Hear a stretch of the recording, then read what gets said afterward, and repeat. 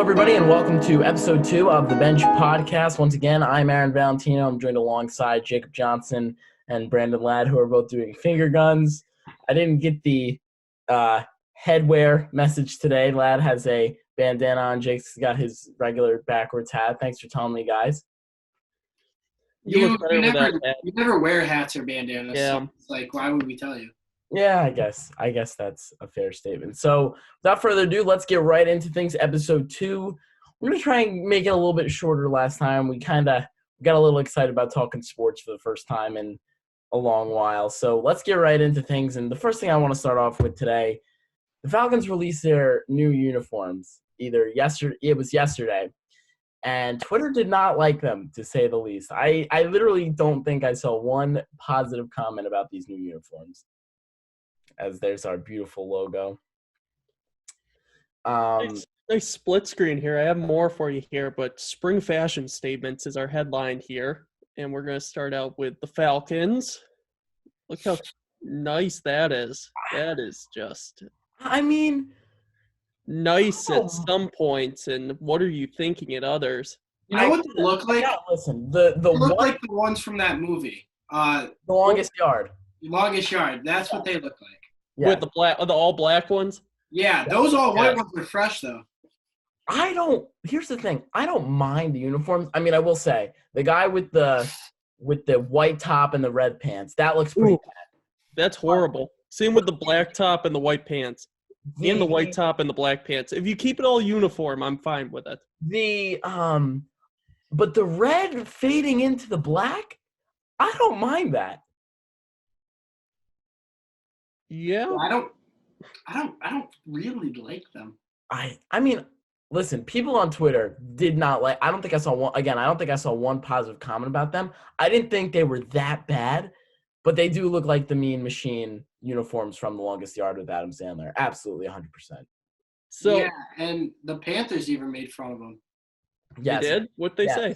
The Panthers posted a video on Twitter of them, like, the uniforms and, like, that meme of that guy laughing. I think it's like an old Vine or something. And it's showing the uniforms, it's showing the video, the guy's laughing, and then it switches to a picture of Adam Sandler in the Mean Machine uniform. Well, they have their own problems. The ATL is pretty cool. Yeah, no. I agree. I kind of like the ATL thing about them, but they're too similar, like, to other uniforms. Like, I feel like the Bucks, new ones too, are kind of close to this. Yeah, we're going to get into that in a minute because everyone's saying the Bucks are awesome, but the Atlanta ones are a hot mess. And talking about a hot mess, any chance we can get hot Atlanta across the top instead of ATL? That's what I want. Oh my goodness, that would be. That's just what we call the Braves. So. Yeah. Oh my goodness, but. I mean, you guys let us know what you think on Twitter or, in the comments below on our YouTube page, but I don't mind them personally. I like the red seeping into the black. That one I do like. I like all white anything. All white uniforms. They're I think they're fire. So yeah. So there's that. Now let's get on to some real news. But first we're gonna look at the Bucks uniforms. The one on the right, the same exact thing. The one on the right is like a weird black. It's like a tan. Yeah, I don't like those. Are ugly. Yeah, no, the one in the middle is old school for them. That's like their Super Bowl days. I don't like that color all the way to on my right. That's a bit scary. To the right, the tan. Yeah. See, like, I think that they're all white are also sick, but I think that. Yeah, I like the all white, and I even like the all white kind of guy. It's weird. It's like a blackish brown color. Like, I wouldn't even like his tan. It's grayish. Yeah, it's like a weird mix of like brown, black, and gray. It's bizarre. But the white one is good. All white jerseys are always a good choice. Yeah, I guess. Nice, clean, all white jerseys. So what do you want to get into here? Real news, so we don't need to be the fashion police for the next hour. Now moving on to some real news. I think we're going to start off with the NFL draft moving to a remote draft. It's going to be done like a lot of your fantasy football drafts where I think GMs are going to be sitting kind of in a room. I think a maximum of 10 people in a room. It may even be less than that. And they're just going to sit at their computer and they're just going to kind of look at the draft board and draft. It's going to be done like a fantasy football draft. I'm surprised they're even having the NFL draft, if I'm being completely honest. Oh, You kind of have to. You can't really skip the draft because these players left their colleges, are looking for money, are looking to play for teams. They have to get it done somehow. Yeah, but I was thinking they would postpone it until things kind of died down, was my thinking. My thinking is I just forgot there was a virus because we looked at those tan uniforms, and that was the worst thing going on in my life. So I did forget there was a virus for a few minutes. But yes, thank you for reminding me. But, I mean, they need to do the draft. What do you want them to do? It's Move it back. already. That was my thing. I was really thinking that they were going to move the draft back to like June or maybe even late May, if necessary, July. I guess by July camps are supposed to be starting up. It's too late. Yeah, July may be a little too late, but I'm actually surprised they're going to get this done. They're going to get it done on time. And honestly, despite me thinking that they were going to move it back, I honestly think it's a solid move. They're going to still televise it as far as I know. And people are just kind of clamoring for whatever sports right now. And the NFL has really kind of filled a major sports hole in the world right now. And the NFL's done that, and they're continuing to do that with the NFL draft.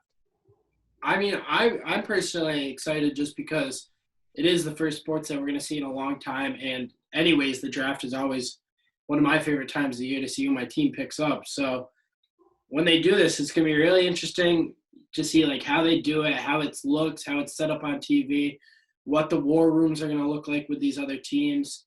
I think it's going to be really interesting. I like the idea of a virtual draft. You got to get it done somehow. And if they didn't do that, I feel like it would cause a lot more problems for not only the league, but like individual players and teams. So, yeah, I'm with you there because they got to do what they got to do. The only interesting thing to me is the security of it. I mean, Coach Harbaugh talked about that with Baltimore this week. He said, you need to make sure nobody gets hacked. We wrote it in our little planning meeting Tuesday night. Belichick, ? What's he going to do? What does he have up his sleeve? Who's he going to screw over this time? But that's about it. If the Bills get hacked, we know something's going on. Yeah, I mean, yeah, no, absolutely. Anybody in the AFC East, if anybody in the AFC East gets hacked, we know. Doesn't matter if the Jets get hacked. That's a good point, though. Harbaugh brings up an interesting point is what if someone like, we know there's cheaters in the NFL, and Bill Belichick, obviously the big name out there who's cheated in the past. But, what happens if someone finds out, like, who the other person is going to draft, what computer system they're using, and takes it? It could get so interesting and so wild. Yeah, but what's the fear that they're going to change the pick? I mean, everybody's spying on each other to begin with. You know who's looking at who. Yeah, no, that's fair. Jake, what do you think? I think that, it would be really interesting. And afterwards, we're going to see all these things going around on Twitter that, oh, blah, blah, blah, heard this and then took that player. So, people can't ever just be happy with what you get. So we're getting the NFL draft. People are still going to complain about it. People are still going to have problems with it on Twitter. So as long as they can get this done, security issues are an issue anywhere. We could be getting looked at right now just doing our podcast. So the NFL draft, of course there's going to be security issues, but I think John Harbaugh just wants something to talk about because that's the way he is. Oh, that's a bold statement right there, Jake. Well, that is the way. Well, no. Was it him or Belichick that complained about the formation 2 years ago in that playoff game? I can't remember who complained. I think it was Harbaugh because Harbaugh seems like a complainer. Remember, why are you guys go through it? Harbaugh like this? He's a great coach. No, I just don't enjoy him like saying like raising like issues with like security because yeah, of course, no shit, there's gonna be like issues with security, but at the same time, you have to. Everyone's thinking that, like everyone is gonna, no matter what you're doing. My dad downstairs thinks Alexa's listening to us, so. Yeah.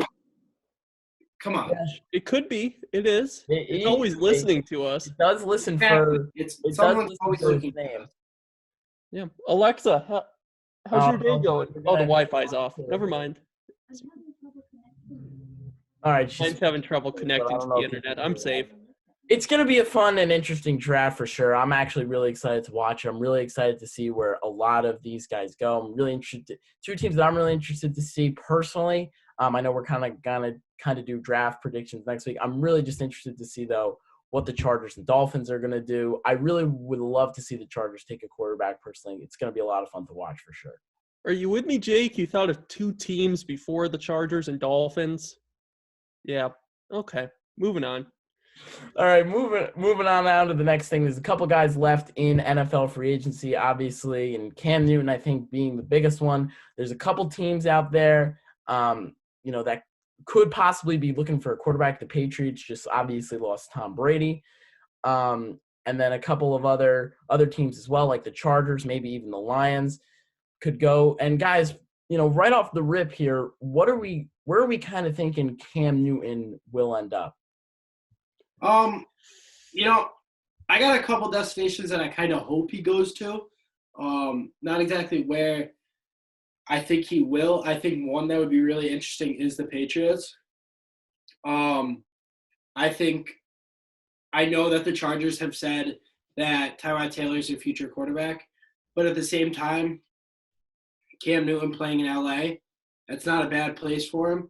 And also, I think Oakland, I know they have Derek Carr, and I know they picked up Marcus Mariota, so they really don't need a quarterback. But at the same time, I think Cam Newton could take that team to the playoffs as a wildcard team.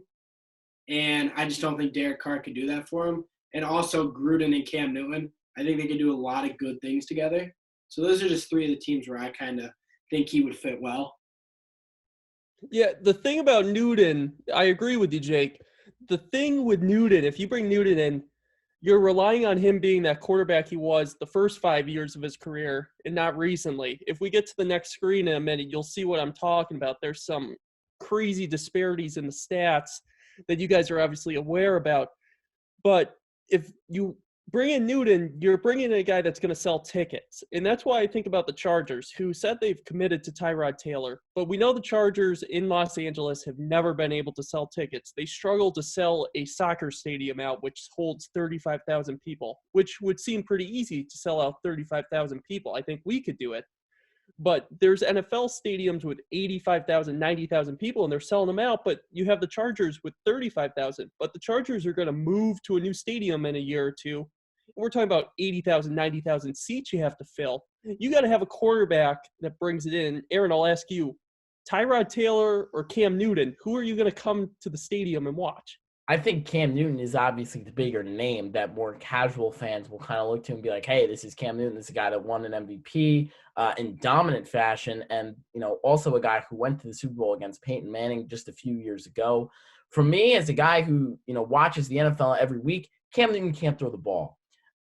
He struggled to do that with all his shoulder surgeries and injuries in the past few years since that 2015 season. And you just look at, his career accolades there. That definitely puts people in the seats. A Heisman Trophy winner, NCAA champion, NFL Rookie of the Year just back in 2011. Like I said, the 2015 MVP and the loss to the Super Bowl. But since then, he's kind of been mediocre, 23-23 record. He's, again, like I said, he's had some injuries, and that touchdown to interception ratio isn't terrible, 65 to 44 interceptions. But he's a little bit older, so his legs aren't what they used to be. He used to be a guy that would be able to scramble for days, and he can't throw the ball, which is why I think the Patriots offense would be perfect for him. They're more of a run-style offense. Cam Newton's going to be able to throw a lot of checkdowns to, whoever is out there this season. It would give Belichick a chance to kind of hit the reset button for a year. Maybe they sign him to a one-year deal. I think the Patriots is a pretty perfect fit. I would have the Chargers probably second, because as a Jets fan watching Tyrod Taylor for a lot of those years, I don't necessarily think he's a guy that is going to take your team to the next level. Jake, before you go, I have a question for you. If this was any other offseason, do you think he'd have a better chance going to the Patriots or Chargers or Miami, because he would have been able to work out and show that he has these skills that he had before these injuries? Because I feel like with the virus and this offseason, you can take videos of yourself on the beach, but you're going to send teams the good stuff. Like, teams don't trust that video. They need to see it in person. So, Jake, do you think just because of this offseason, he's going to struggle to convince teams that he's healthy? Yeah, no, I completely agree with that, lad. I think that especially because of COVID-19, he can't get out there and, go to New England. He can't go to LA and start proving to the teams that he's the player that he was before. He can write messages about it on Instagram. He could take his own videos. He can have his trainers say that he's looking fantastic. But at the same time, those things you're going to put out there to make yourself look better. And with that being said, if they do those kind of things, it doesn't bode well for Cam Newton because he's not what he really used to be, but he wants to show people that that's who he is. And now with coronavirus, he's unable to get out there, prove himself, prove to other teams. So I think that if this was last offseason and that was the case, we wouldn't even be talking about Cam Newton we would be, but we wouldn't be talking about Cam Newton not being on a team. We would be talking about Cam Newton leading a different team because he'd be already signed. But due to this, a lot of teams don't trust that. It's definitely COVID-19 and coronavirus definitely kind of sets a different mindset for this offseason. I think you're absolutely right, Jake. I think in a situation where he can kind of go to facilities and train and show coaching staffs and GMs what he's got, maybe he would have a job. But in this case, he's a big question mark. He was a big question mark last year, and then going into this offseason with his relationship with the Panthers not ending exactly the way that a lot of people would hope it ended. He's definitely a big question mark. And yeah, if you're one of these teams that is kind of looking for a quarterback maybe for a year or maybe more than that, maybe you kind of take a step back and be like, well, what can we do other than Cam Newton? Because he's just such a big question mark. I don't know exactly what he's going to be for my team or how he's going to fit in my offense. But at the same time, some of those other teams that are like looking towards it, like the Dolphins, that are looking at players in the draft, they can't even evaluate those guys, like Tua, who had his problems at Alabama with his injuries in his hip. Justin Herbert, and when he went back to Oregon for his senior year, didn't play as well as he did his junior year when he was going to be a top 5 pick. So these teams are having all the same issues, and these college recruits and NFL future draft picks are having the same issues as Cam Newton because, the players that are going to be taken in the 5th, 6th, and 7th round, those guys, were able to compete at their pro days and send training videos and show up and do workouts with those teams. And now these deeper draft picks, they can't do that. So their draft stock's falling. So it's affecting all players right now, not just Cam Newton. It definitely is affecting all players, especially some of these small school kids that you can't really look at them in person. You're just relying on the film. And how much does film tell you when they're going against scrubs? It doesn't really tell you much. The one thing about Newton, though, he's 31 years old. Tua's 21. I have no worries about Tua. That's why I'd rather go with Tua if I'm the Chargers or the Dolphins, because he's 21 years old.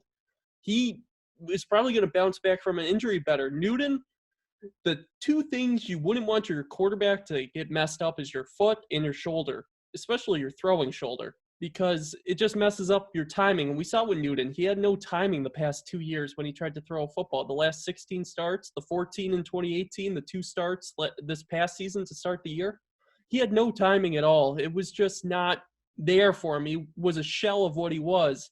So if you're one of these teams, the Chargers, the Patriots, you'd go with Tua or Jordan Love before a 31-year-old Cam Newton. It's unfortunate because I feel like if this wasn't the whole COVID-19 thing right now, Newton would already be getting tryouts. He'd have a better picture, but I think he's going to go unsigned into the preseason.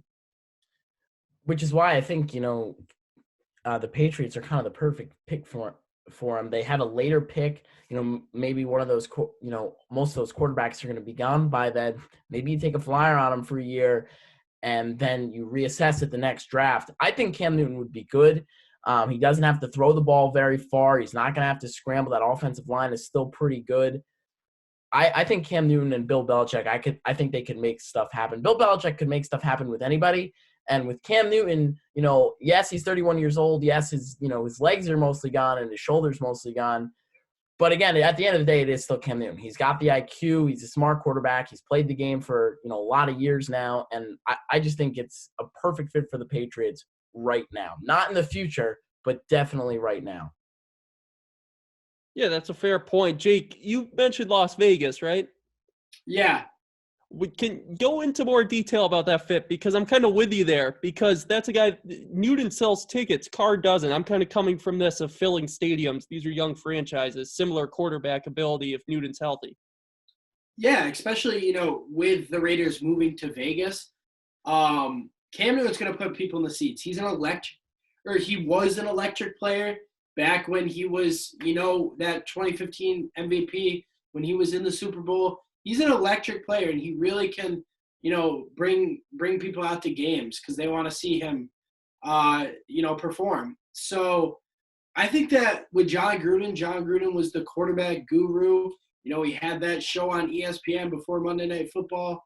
Well, he was, talking to these draft picks coming in, draft quarterbacks. I think that he could do a very good job with Cam Newton. I agree with you, lad. I don't think Derek Carr – I really have never thought Derek Carr's a great quarterback. I think he's a good quarterback. I think he's an average 50-50 decent quarterback in the league. But if you take a chance on a guy like Cam Newton and he proves us all wrong and plays like he did in those 2014, 2015 seasons and can come back and compete and be at that MVP caliber level, you look like an absolute genius to sign him for a one-year deal. And then if you like that, you can come back and sign him for a multi-year deal, or he now is in a bigger market and more teams are going to look at him. Someone has to give him a chance. Aaron, think about this one, though. I go back to the markets because Newton, if he's healthy, Las Vegas, you want a star. Like, I feel like in New York with the Jets and the Giants, you want a quiet quarterback. You don't want a quarterback that gets caught up in the media. But this Las Vegas market, I think they're going to want a star. It's this nightlife. You want something flashy every single time they take the field. And I get they're trying to win games, but Gruden's flashy. Carr's not flashy. So, yeah. Newton definitely is the definition of flashy for sure. He's, like I said, he's a big name. MVP in 2015 is, and not only won MVP in 2015, like I said before, won the MVP in undoubtable fashion. He was unbelievable that season. At this point, though, and I'm actually with Jake here, I've never been a big fan of Derek Carr, and I've always thought, in the years where the Raiders had those lower draft picks, I thought maybe they should take another guy, and they've always seemed to have confidence in Derek Carr.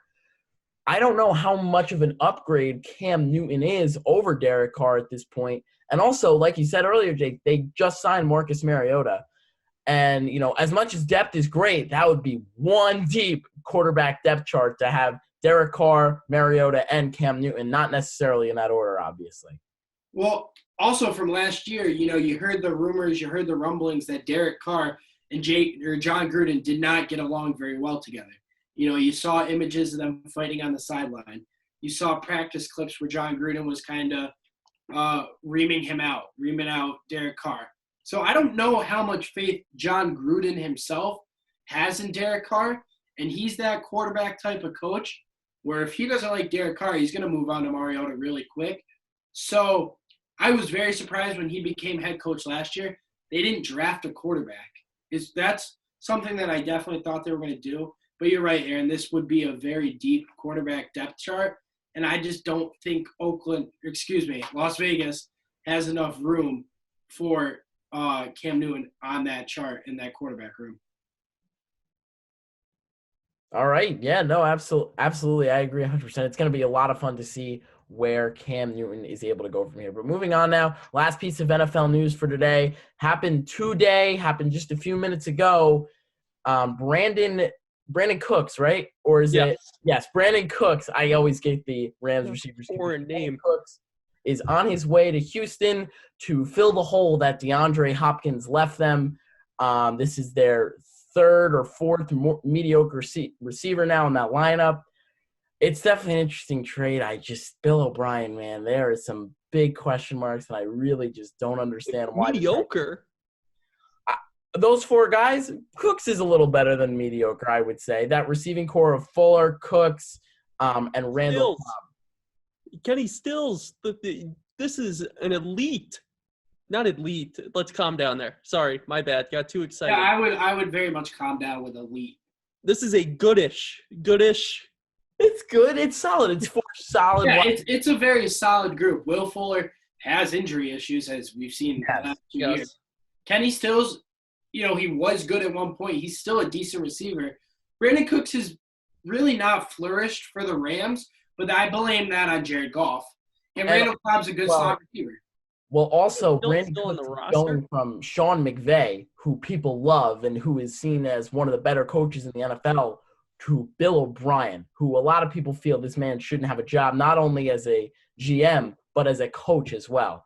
And it's going to be interesting to see how he kind of fits into this kind of new system with no DeAndre Hopkins, who many people feel is the best wide receiver in the NFL. I think it's good that they gave Deshaun Watson another target. I do too. Yes. Yeah. And Hopkins, if he's not number 1, he's number 2. So, I mean, you're losing a top 2 talent. And I take back my excitement 45 seconds ago because you have 4 guys that do all the same thing. They're slot guys that can burn you a little bit. Cobb doesn't have that top-end speed. He's more of an underneath guy. But they're going to have to get really creative with what they do without that outside threat now. Yeah, I mean, absolutely. And I'm interested to see, and DeAndre Hopkins, as much as, like Jake and I said, these are 4 very solid wide receivers, but there is not a guy that you can really just, all right, I'm going to throw the ball up to him and he's going to catch it because, he's this guy. DeAndre Hopkins was that guy, and Deshaun Watson, he doesn't have his safety net anymore. He has David Johnson and then Brandon Cooks as his new person along with Randall Cobb, and Will Fuller was obviously already there. So, it's going to be fun to watch. Deshaun Watson's always fun to watch, and it's going to be really fun to watch him kind of adjust to, instead of having a safety net, having just 4 guys that may or may not be open. Yeah, no, you're right. I agree that I agree he's not that. Brandon Cooks isn't that big target either. None of them are really that tall. Will Fuller is the tallest of them, and he's been riddled with injuries the last few years, so definitely going to be interesting what they do down in Houston. Bill O'Brien has made some really dumb decisions lately and continues to make dumb decisions. So now I'm really intrigued to see where they go in the draft and what they do with these draft picks that they got for DeAndre Hopkins. And now, they're giving up draft picks to get guys like Brandon Cooks. So a second. You can't give up a second for this when you just got a 3rd for Hopkins. Like, that's the value is saying that Hopkins is worse than Cooks, which could not be further from the case. Also, so that's why Bill O'Brien should have a job. The amount of wide receivers in this draft, that second-round pick, you could have used to get someone who hopefully in the future will be better than Brandon Cooks will. Both are bad trades. Both of them are just not good. I mean, the Brandon Cooks a little less so because that has a little less impact than DeAndre Hopkins does. But I don't get it. And I don't get how Houston ownership is still dealing with this. Like, the fans aren't happy about this. I obviously don't know how the players feel, but you got to think Deshaun Watson's like, oh, my God, my DeAndre Hopkins is gone. I now have David Johnson, who's, injury-riddled, and this coach is, may not be exactly what I want. You have to think that that's what he's thinking right now. And the whole theory behind this, Bill O'Brien, you would think getting rid of Hopkins, which should have been for a first-round pick, and that would have been fine. He just doesn't believe they have the money in the future to pay Hopkins, which is fine. He's going to demand a $24 million a year salary if Cooper just got a 5-year, $100 million deal. That's $20 million per year. So you're saying to yourself, okay, Hopkins deserves a lot more money, but you need a first-round pick for him. So that's the only way I see the trade. Like, I'm fine he got traded, but you need to get reciprocated with the right value. And he didn't. No, not even close. David Johnson, a 3rd-round pick, really are not DeAndre Hopkins caliber kind of things to get in return.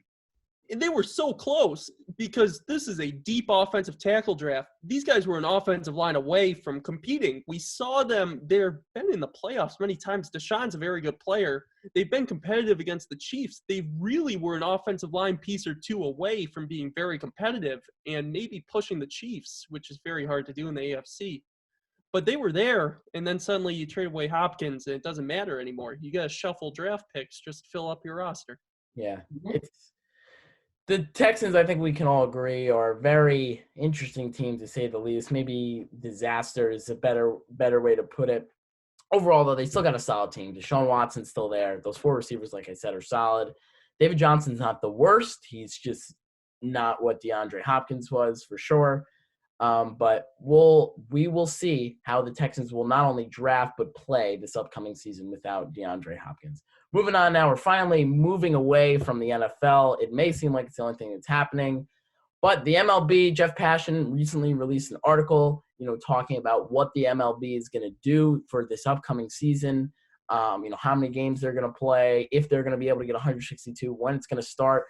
And guys, there's a lot of interesting things. I guess we'll kind of name them off and go through them here. Some 7-inning doubleheaders. We know the minor leagues right now, Major League Baseball does that all through their minor leagues. Whenever they need to play a doubleheader, they play 7 innings. A 40-man roster instead of a 26-man roster to try and give pitchers a little bit more rest for doubleheaders and stuff like that. And then obviously there's a couple question marks. Is everybody going to get their divisional games in? Are they going to have to, kind of redo the schedule? Do we want to try and get 162 games in depending on when we start, or is 108 okay? There's a lot of interesting things in here. And I think the most interesting to me is the 40-man roster, because there are so many teams out there that could take a big advantage out of this. There would be platoons all around baseball like crazy. Bullpens would be crazy deep.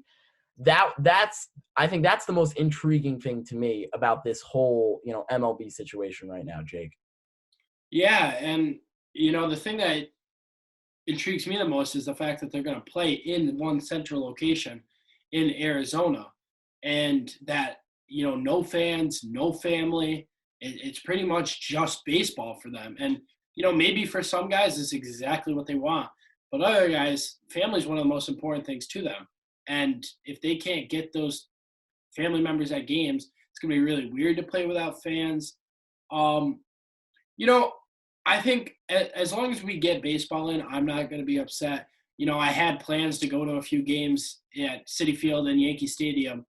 But at the same time, I'm content with sitting home and watching the games on my TV as long as I'm watching Atlanta Braves baseball. So you got to do what you got to do to get baseball in. Yeah. Not to be the downer here, but this is an absolute sham.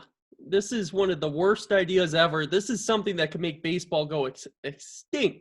This is one of the worst. I think I messed up the word, but extinct. This is one of the worst ideas ever, and I'll tell you why. Somebody calling someone? Yeah, I was getting a call. Oh, that was God saying, "Listen to Lad." Yeah, yeah. Right idea here. I don't know if that's what God was saying. But this is a horrible idea. You don't need 162 games. You don't need a centralized location. You need a centralized location in Arizona and Florida. You need a 108-game schedule. You need to get rid of the interleague play. You put your National League teams out in Arizona. You put your American League teams out in Florida. You play your schedule, 108 games. You get rid of the 30 interleague games. You cut down a series from each division opponent. Then you play a normal schedule. You shrink it. You get 4 playoff teams, and at that point, you hope they can return to the normal stadium. That will be the most exciting thing. Baseball is the only thing going on. If they can play a normal 9-inning game in their spring training stadiums, that's must-watch TV. They can own the stage. They can reopen the economy with the television market. But this is also important because they have houses around these home stadiums. They can have their family come in. We have enough tests now that the family can get tested. They can live together. I just don't get this whole isolation thing like they're a military experiment in the Phoenix desert when it's 109 degrees. You've really thought this out. Yeah, no, that was detailed and deep. Yeah, that was very detailed, lad. I think you got to get on the phone with Rob Manfred right now and tell him your plan. Fauci, Trump, everyone. I'll get on the phone with them right now. Yeah, you. One thing that I saw was that they, instead of like having guys in the dugout, because obviously you're not going to be 6 feet apart, is that they would have to sit in the stands 6 feet apart, like a pickup game. It's a joke. Like, have some pride. Like, I'd rather not get paid than go through this joke. I don't know about that one, but I mean that it's an interesting concept to play every game at kind of a neutral location. I think that, and I think you're right. The point being where they can't all play in Arizona. I think you would have to do like a Cactus League and a Grapefruit League, but split it up, obviously, American and National League. Maybe get rid of that. How exciting would that be? We have a Cactus League, and then we have a Grapefruit League. Then we get the playoffs from that. Then we just reset next year. Yeah, that would be fun. You could have American League because, like the Yankees obviously play in Florida, and then there's some American League team or National League teams that play in Arizona. Those West Coast teams like Dodgers and Giants, they're all in Arizona, not in Florida. So, yeah, you could realign possibly the leagues and just play it as a Grapefruit and Cactus League, which I think would be interesting. There's a lot of different things they could do. Playing every game in Arizona, I just don't know where kind of every team would play on practice fields, not in actual minor league. They have college stadiums. They have the spring training. They have the main stadium in Arizona for the Diamondbacks. But that's also unfair to the Diamondbacks. Diamondbacks fans, let's say the Diamondbacks are like, oh, well, we're just going to play in our stadium because we're already in Arizona. Diamondbacks fans are going to get home field advantage while every other team is not going to be able to have fans. So at the same time, they can't allow fans. Yeah. Where are you allowing the Diamondbacks fans to watch from? That's fair. That is fair. I in a hypothetical where, they could play with fans, but I guess to start with, I guess there would be no fans.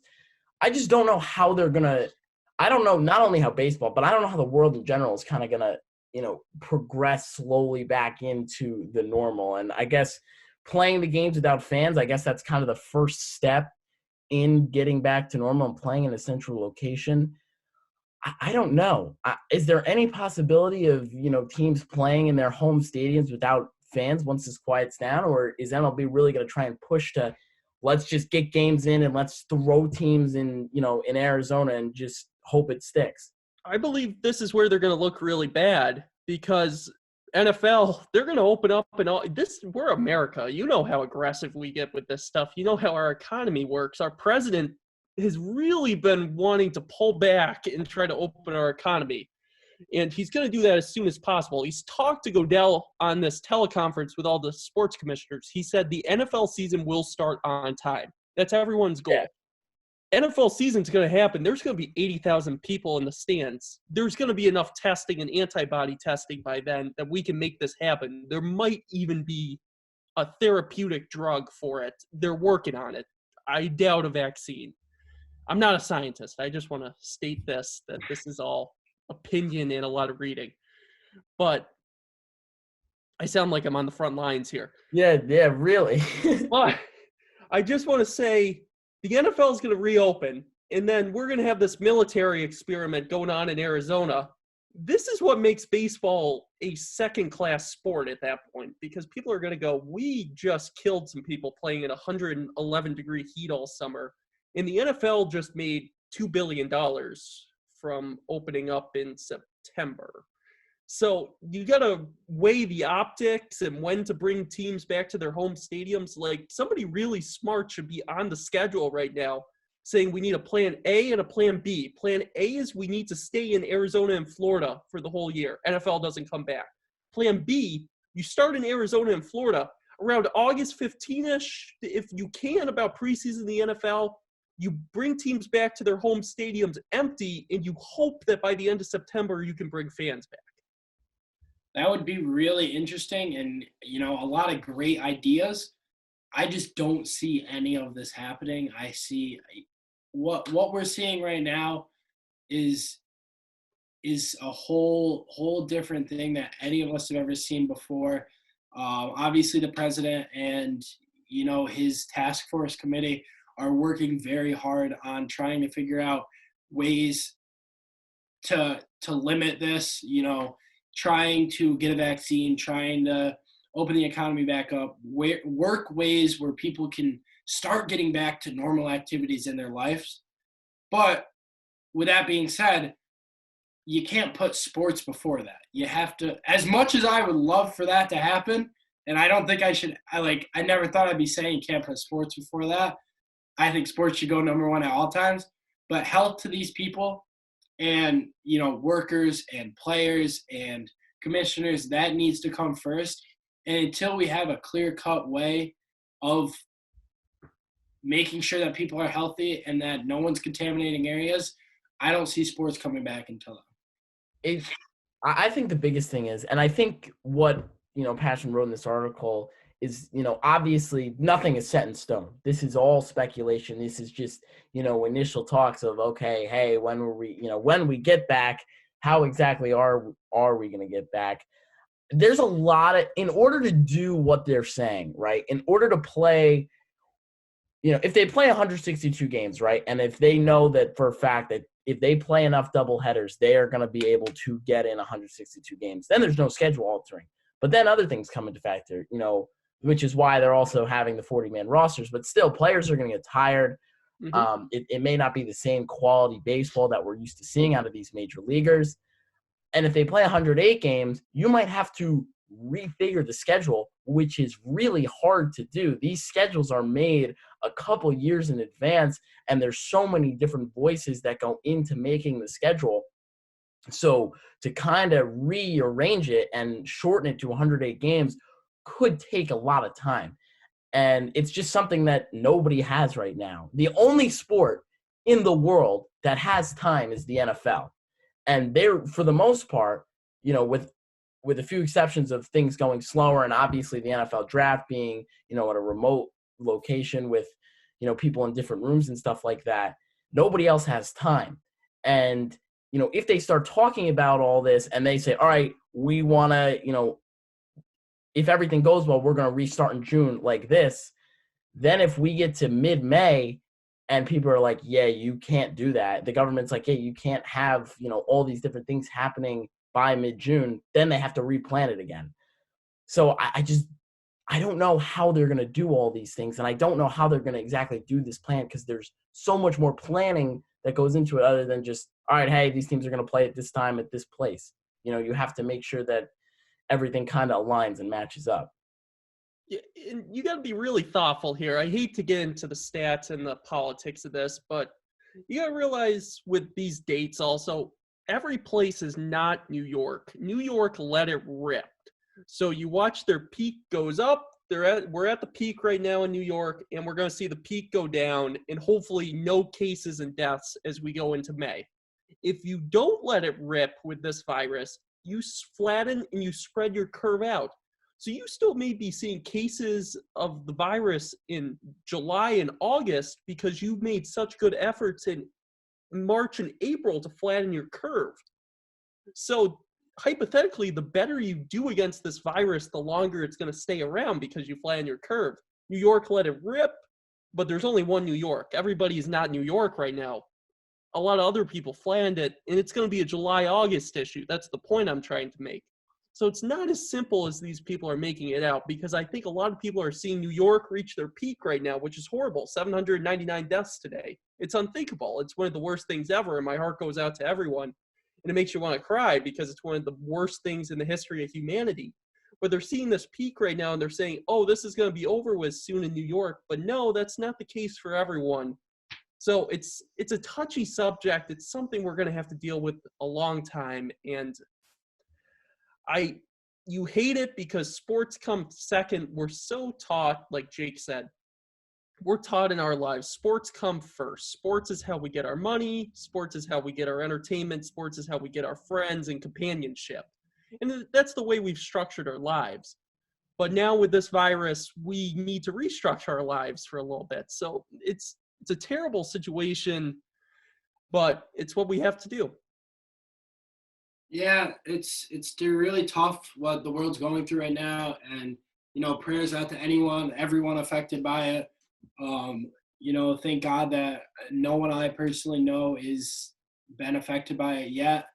I pray and thank all the hospital workers in the city and across the world and the measures that they're doing to help this. It really sucks what it's doing to the American people, the people of the entire world, is that our lives are on halt. We're currently in quarantine. We're not really allowed to go anywhere. And it's just been super tough. But I know that people are working on this 24/7. on ways to reduce this, more ways, with the masks, more ways of figuring out, yeah, you have to be 6 feet apart, but as long as you're doing that, you can socially distance and still hang out with your friends as long as you guys are adhering to the guidelines. Mm-hmm. So with these few things that we've seen, if that can continue to happen, and obviously, Lad said New York is not like the rest of the United States or even the world. We've had a pretty good lock on this since it started. Not the biggest Governor Cuomo fan, but I think that he's done a stupendous job. I think that it's been great. So it got real fast. yeah, especially in New York. Jake saying Cuomo's doing a great job. This just took a turn. I mean, personally, it's a mediocre job because now he's sending patients from New York City up to upstate New York. That's scary, but we don't need to get into that. All right, we He don't doesn't care about us. But back to sports, I think that if we can find out how to prevent this and how to fix people who have this, whether it's a shot or something that you can give somebody immediately where they're not going to die from it, is hopefully mid to early June, and that's when we can get back to sports. But I don't see anything happening until at least July or August in the sports world. It's definitely going to be really interesting to see how baseball and the NBA and the NHL as well, get back to normal. If the NBA or NHL have a rest of the season, if they just want to say, all right, this is the end, and then we're going to restart back up again in October like normal, it'll be very interesting to see how all sports react to coming back from this virus. But that is going to do it for us today on the Bench Podcast. Thank you for listening or watching. We're up on YouTube every single Friday. We're also up on SoundCloud. And eventually, hopefully, we'll get up on iTunes and Spotify. Brendan Ladd and Jacob Johnson are waving. I am waving as well. Thank you for listening to the Bench Podcast today. And we'll be back next week. Hopefully, same time,